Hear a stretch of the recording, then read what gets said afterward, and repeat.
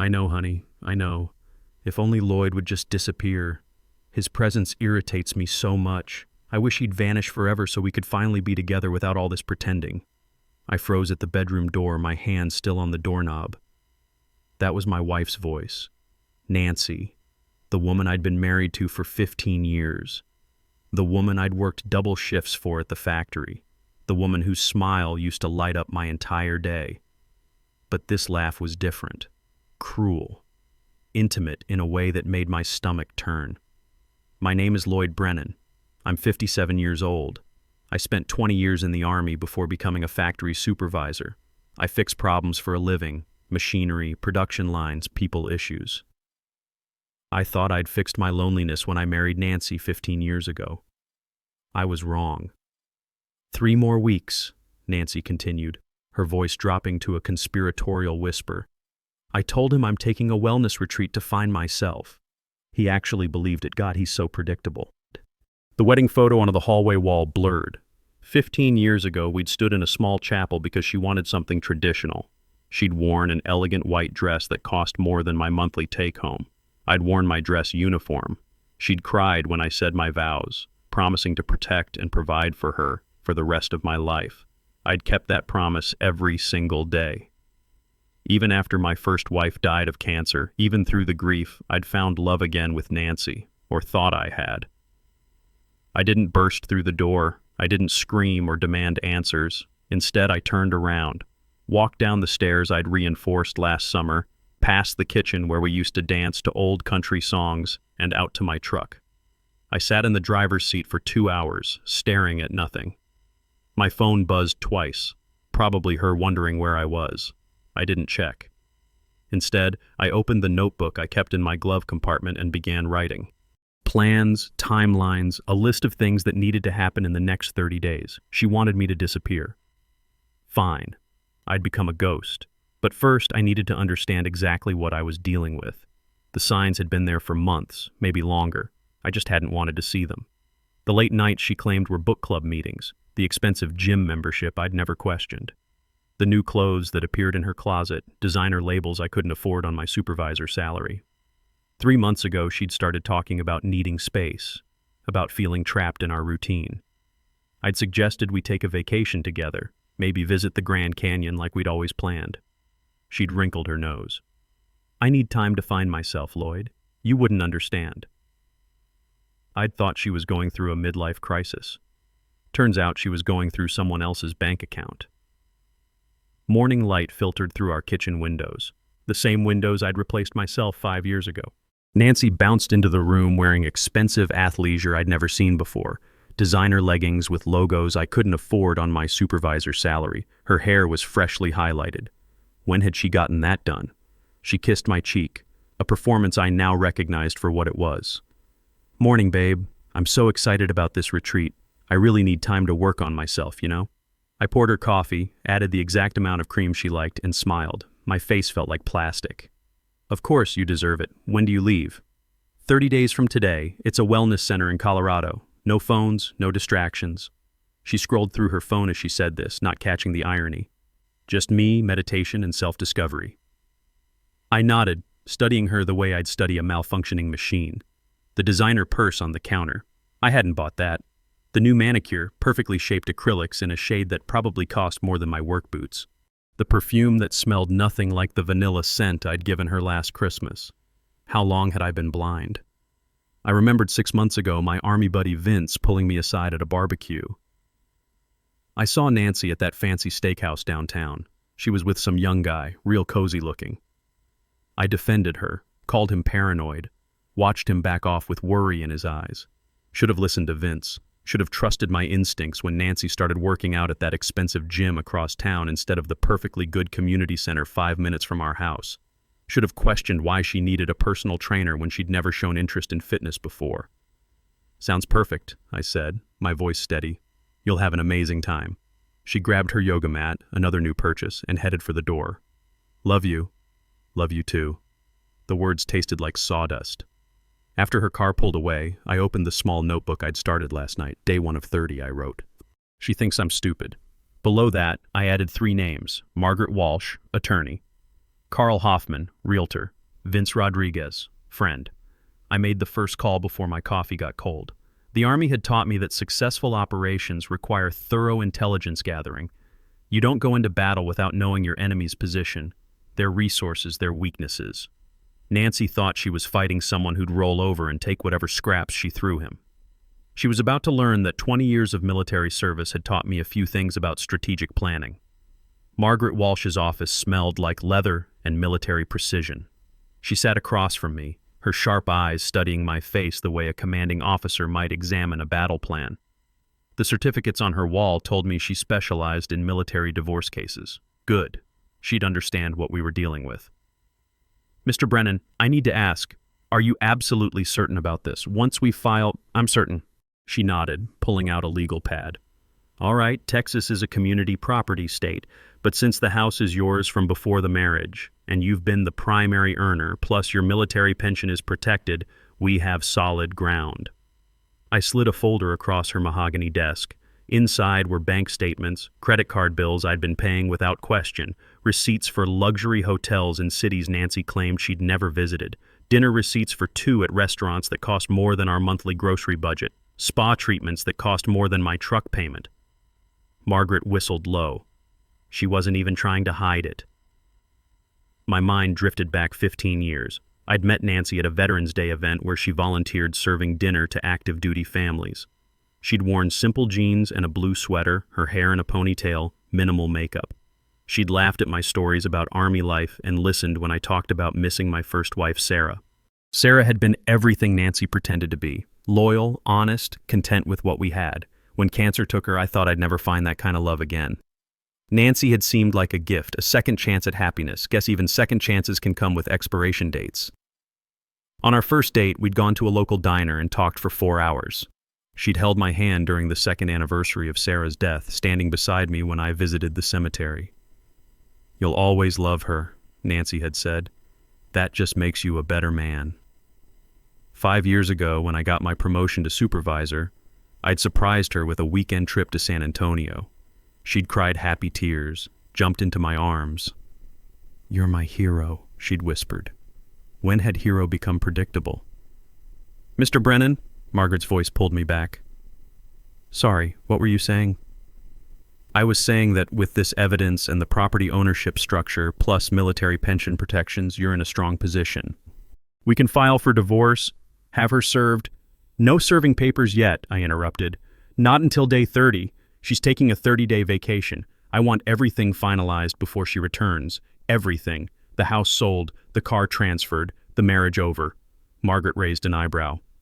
That's specific. She wanted me to disappear. I'm giving her exactly what she asked for. Margaret leaned back in her chair, a slight smile playing at her lips.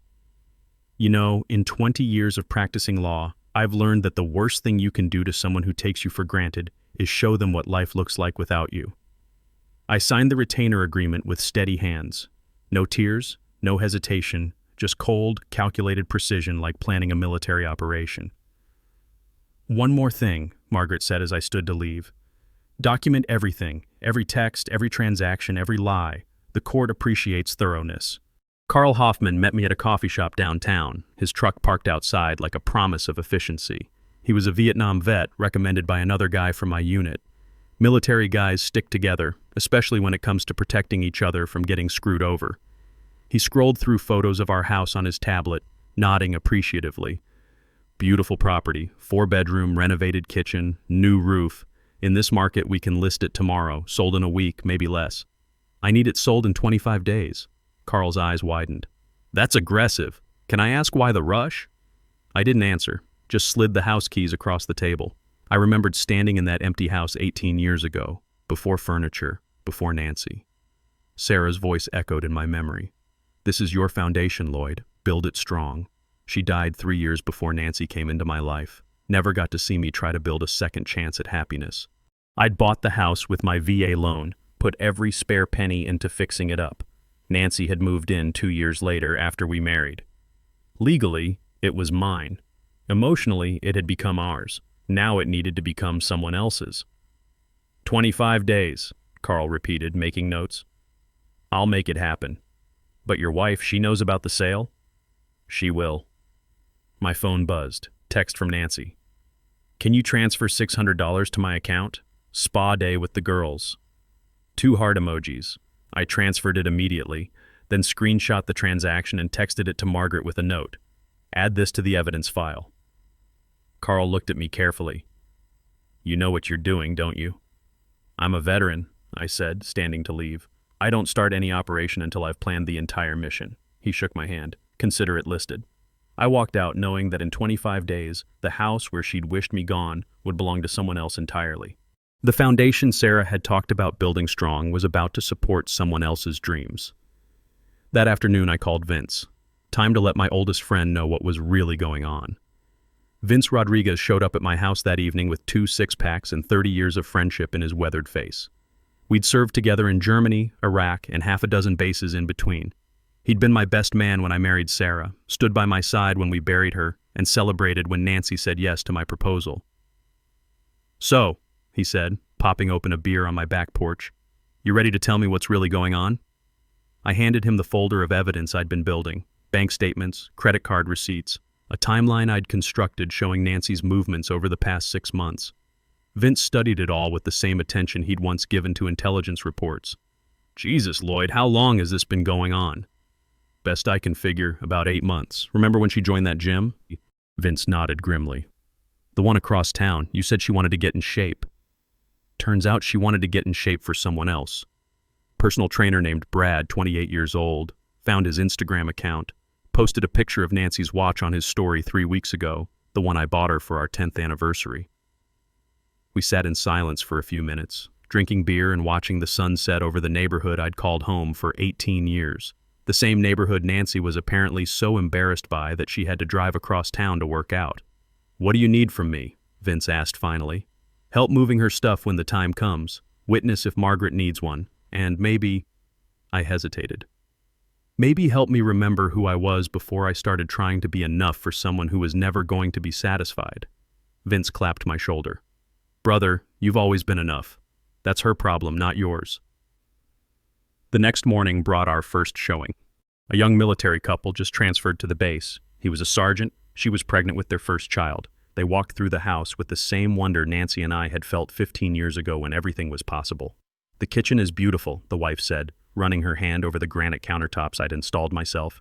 Did you do this work? Yes, ma'am. Took me 3 weekends, but I wanted it done right. Her husband examined the tile work, the careful corners, the level lines. This is professional grade work. You got skills, man. I remembered Nancy standing in the same kitchen 2 months ago, complaining that the granite was outdated, that all her friends had quartz now. I'd offered to replace it.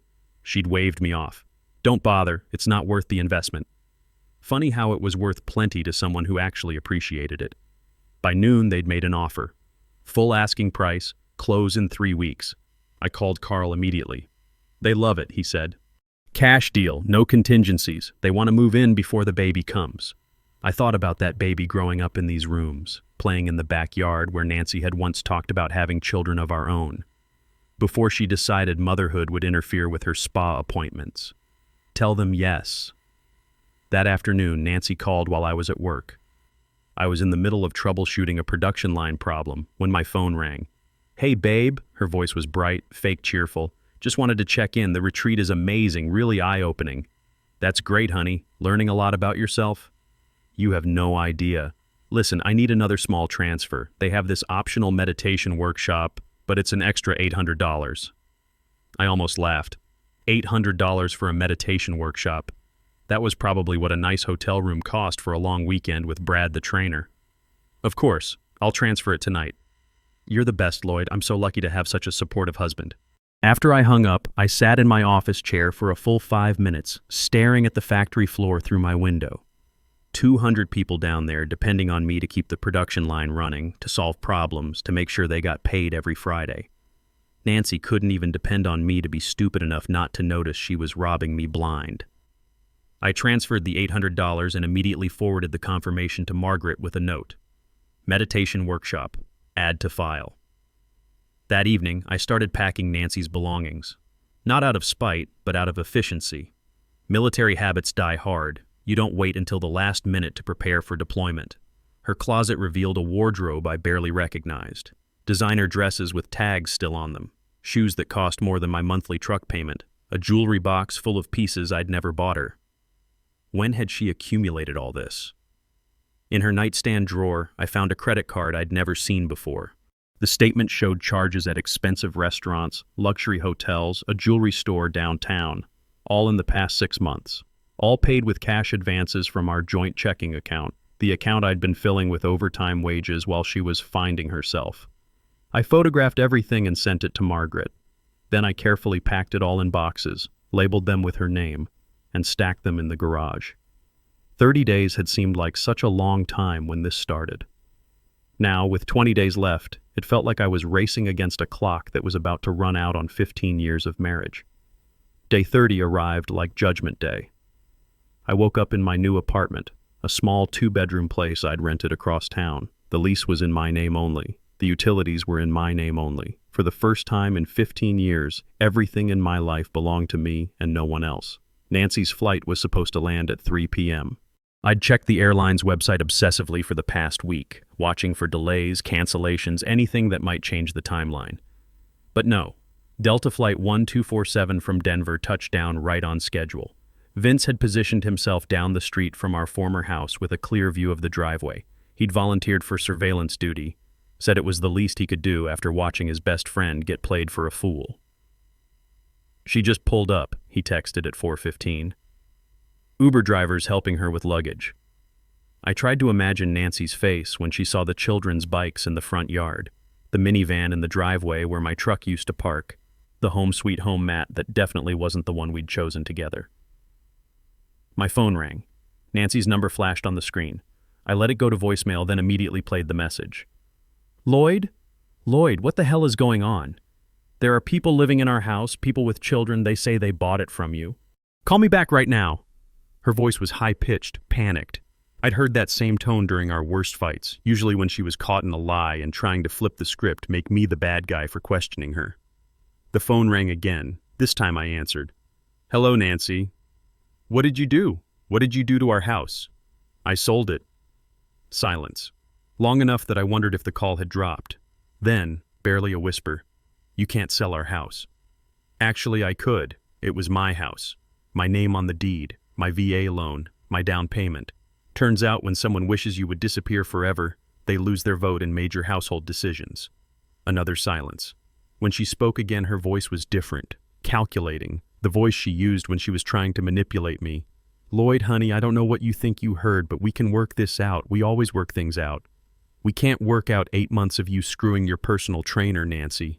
The silence this time lasted almost a full minute. I could hear traffic in the background, which meant she was standing on the sidewalk in front of the house that used to be ours, explaining to strangers why she had a key that didn't work. I don't know what you're talking about. Brad Morrison, 28 years old, works at Elite Fitness, drives a red Camaro, has a tattoo of an eagle on his left shoulder that you photographed and posted on your Instagram story before deleting it 10 minutes later. Should I keep going? I heard her intake of breath. For the first time in our entire marriage, Nancy had nothing to say. Your parents have your belongings, I continued, along with copies of the divorce papers and a complete financial accounting of every dollar you stole from our joint account to fund your little adventure. Margaret Walsh is my attorney. You'll be hearing from her soon. Lloyd, please, we can fix this. I made a mistake, but no, Nancy, you made a choice. Actually, you made about 200 choices over 8 months. Every lie, every secret meeting, every dollar you spent on him was a choice. The only mistake here was mine, thinking you were worth 15 years of my life. I hung up and immediately blocked her number. Vince texted an update. She's crying on the sidewalk. Uber driver's still waiting. Looks like drama. 20 minutes later, Vince called. She's gone. Uber took off toward her parents' place. But Lloyd, man, you should have seen the look on that family's faces. They came out to see what was going on, and when they realized she was the ex-wife, the husband invited her inside for coffee. Classy people. I smiled. The kind of people who would appreciate the work I'd put into that house. The kind of people who would build good memories there. My phone buzzed with a text from an unknown number. Nancy, using someone else's phone. My parents won't let me in. They said I made my bed and now I have to lie in it. How could you turn them against me? I typed back. I didn't turn them against you. I told them the truth. Apparently that was enough. George and Helen Patterson had raised Nancy with solid values. George had worked 40 years at the post office, never missed a day, never cheated on his wife, never broke a promise. Helen had been a nurse, dedicated her life to helping people heal. They'd loved me like a son, and I'd respected them like the parents I'd lost young. When I'd called them to explain what was happening, George had listened in complete silence. Finally, he'd said, "That's not how we raised her, Lloyd. I'm ashamed of my daughter. I'm sorry it ended this way, sir." "No, son. I'm sorry you wasted 15 good years on someone who didn't deserve them." Helen had cried. "For me," she said, "not for Nancy." "You deserved so much better," she'd whispered through her tears. Now Nancy was learning what it felt like to lose everyone who had ever really mattered. 6 months later, I sat in the community center woodshop, sanding a rocking chair I was building for Vince's new granddaughter. The smell of sawdust and wood stain reminded me of my father's garage, where he'd taught me that good work takes time and patience. Therapy had helped.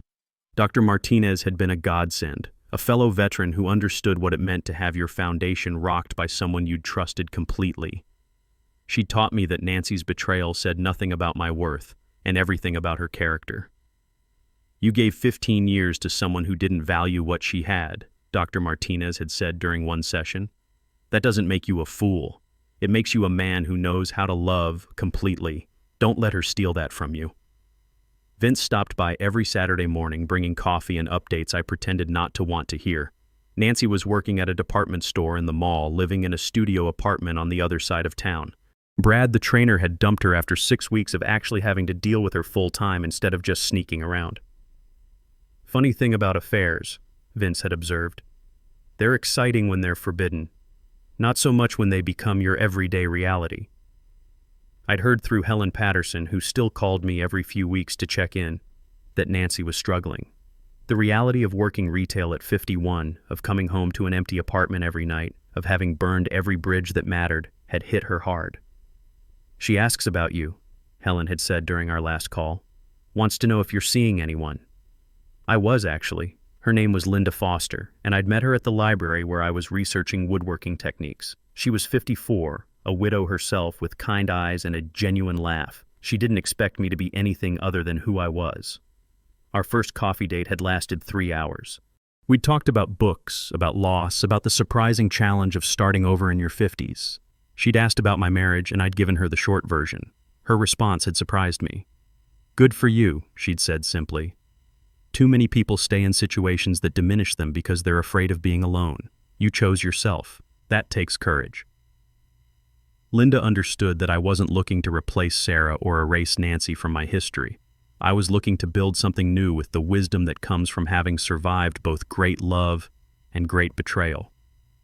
We'd been dating for 3 months now, taking things slow, building trust the way you build anything worthwhile, one solid piece at a time. She'd never once asked how much money I made or commented on the size of my apartment. She was interested in who I was, not what I could provide. Last week, Nancy had tried to contact me through Margaret's office. She wanted to meet, she said, to explain, to apologize, to see if there was any way forward. Margaret had relayed the message with barely concealed disdain. "What do you want me to tell her?" "Tell her I hope she finds what she's looking for. But she won't find it with me."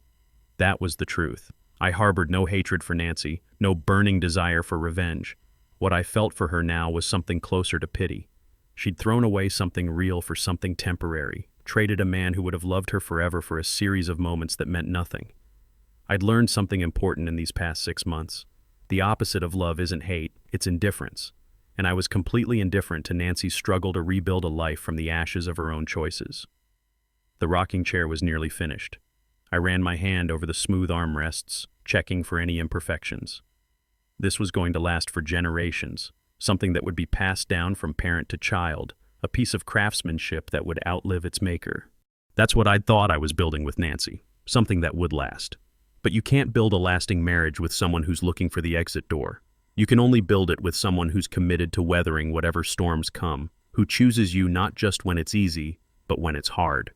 My phone buzzed with a text from Linda. "Dinner at my place tonight? I'm making pot roast." I smiled and texted back, "Wouldn't miss it." As I locked up the workshop and headed home, I thought about the man I'd been 6 months ago, desperate to be enough for someone who would never be satisfied, killing himself to provide for someone who saw his efforts as weakness, accepting crumbs of affection from someone who was giving her real passion to a stranger. That man had died the night Nancy wished him gone forever. In his place was someone harder to fool, but easier to love. Someone who knew the difference between loyalty and stupidity, between devotion and self-destruction. Nancy had gotten her wish. The Lloyd who would have tolerated her betrayal, who would have begged her to stay, who would have blamed himself for her choices. That Lloyd had disappeared forever. But what emerged from his ashes was something she never could have predicted. A man who finally understood that the best revenge isn't destroying your enemy. It's becoming so strong, so complete, so unshakably yourself that their absence becomes a gift rather than a loss. Sometimes the most powerful thing you can do is simply refuse to let someone else's poor choices define your worth.